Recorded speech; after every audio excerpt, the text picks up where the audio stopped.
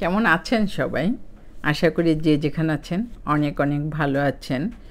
দেখতে পাচ্ছেন বড় এক পিস মাংস। অনেকে হয়তো আইডিয়া করতে পারছেন, আর যারা আইডিয়া করতে পারছেন না তাদের জন্য বলি, আমরা বিপি স্টেক সবাই খেতে পছন্দ করি। এটা বানানো এতটাই সহজ, আপনি জানলে আর কখনোই রেস্টুরেন্টে খাবেন না। এটার জন্য লাগবে চর্বিযুক্ত মাংস আর লবণ, গোলমরিচের গুঁড়ো। তো আমরা প্রথম যেদিন এটা খাই সেদিনকার একটু ছেলে মেয়ে কী করতেছিল সেটা আপনাদের দেখালাম। তো মাংসটা ধুয়ে এটাকে কিচেন টিস্যু দিয়ে একটু চেপে চেপে পানিটা মুছে নিতে হবে, যেন মাংসের ভিতরে পানি না থাকে। আর দেখতেই পাচ্ছেন মাংসের মাঝে মাঝে চর্বি আছে। আপনি মাংসটা কেনার সময় এরকম মাংসটা চয়েস করবেন, অথবা দোকানে যে বলবেন যে আমি স্টেক তৈরি করব, তাহলে ওরা আপনাকে এভাবে এরকম একটা মাংসই দিবে। আর এই মাংসটার দামও অনেক বেশি। মশলা লাগবে লবণ, গোলমরিচের গুঁড়ো, আর যদি আপনার স্টেকের এই মশলাটা থাকে তাহলে এটা দিবেন, আর না থাকলেও কোনো সমস্যা নেই। লাগবে এরকম একটা লোহার মোটা কড়াই বা তাওয়া, প্যান যাই বলি।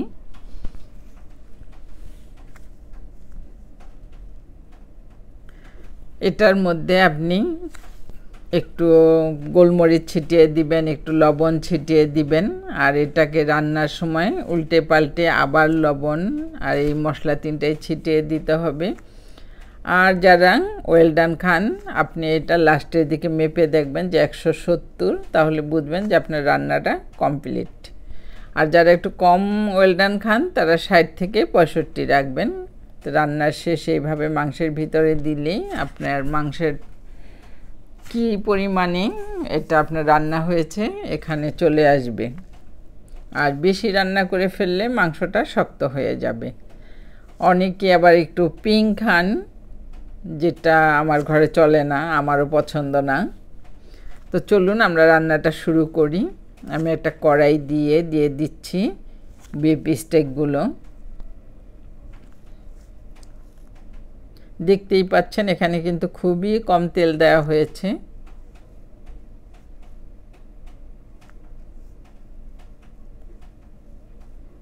এখন দিয়ে দিচ্ছি লবণ, আর দিয়ে দিব একটু গোলমরিচ গুঁড়া।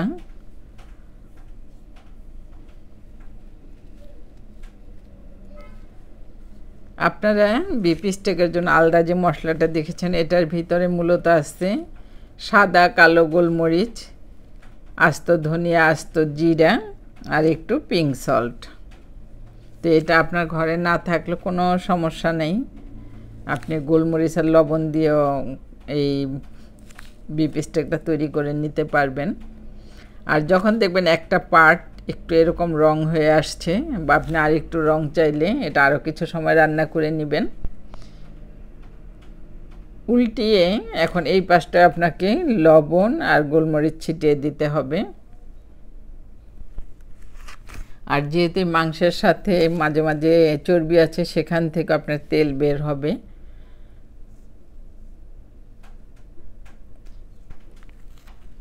আমরা রেস্টুরেন্টে কিন্তু অনেক দাম দিয়ে বিফ স্টেক খাই, আর আমরা যদি ঘরেই এটা এইভাবেই তৈরি করে নিই, এই বিফ স্টেকটা তৈরি হতে সময় লাগবে 15 থেকে 20 মিনিট। আর এই রান্নাটা করতে হবে মিডিয়াম হিটে। তো আমরা এটা আবার একটু দিয়ে দিচ্ছি এই পাশে, আর রসুনের কোয়া বের করে এবং আস্ত রসুন কেটেও দুই পাশে দিয়ে দিয়েছি। বিফ স্টেকের সাথে আমরা দোকানে কি খাই, কখনো থাকে ফ্রেঞ্চ ফ্রাইজ, কখনো থাকে মোজারেলা চিজ স্টিক, আবার কখনো দেখা যায় চিংড়ি মাছ ভাজা। আবার এর সাথে আপনি ভুট্টাও নিতে পারেন, আর সেই ভুট্টাটা কিভাবে করতে হয় সেটাও দেখিয়ে দিব। আমরা আজকে একদম রেস্টুরেন্টের একটা মাইন্ডে আসছি যে আমরা রেস্টুরেন্টে বসেই খাবো, এরকম করতেছি। আর রান্নার শেষের দিকে আপনি একটু একটু করে কেটে যদি আপনার মন চায় বাটার দিয়ে দিতে পারেন। আর এখন এখান থেকে যে চর্বি বাটার বের হয়েছে এটা আপনার মাংসের উপরে উপরে দিয়ে দিতে হবে, এতে করে মাংসের মাঝে মাঝে এটা যাবে। আর আমরা এটার সাথে আজকে মোজারেলা স্টিক নিব কিছু চিংড়ি মাছ ফ্রাই।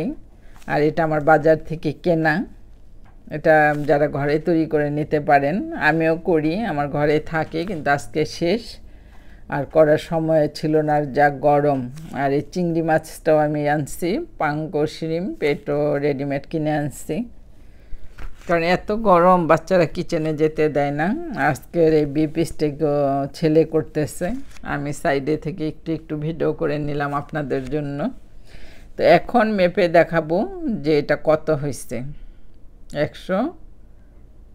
170 হয়ে গেছে। তো এখন আমরা চুলাটা অফ করে এইভাবে একটা নেটের উপরে মাংসটা আরও 10 মিনিট রাখবো রেস্টে।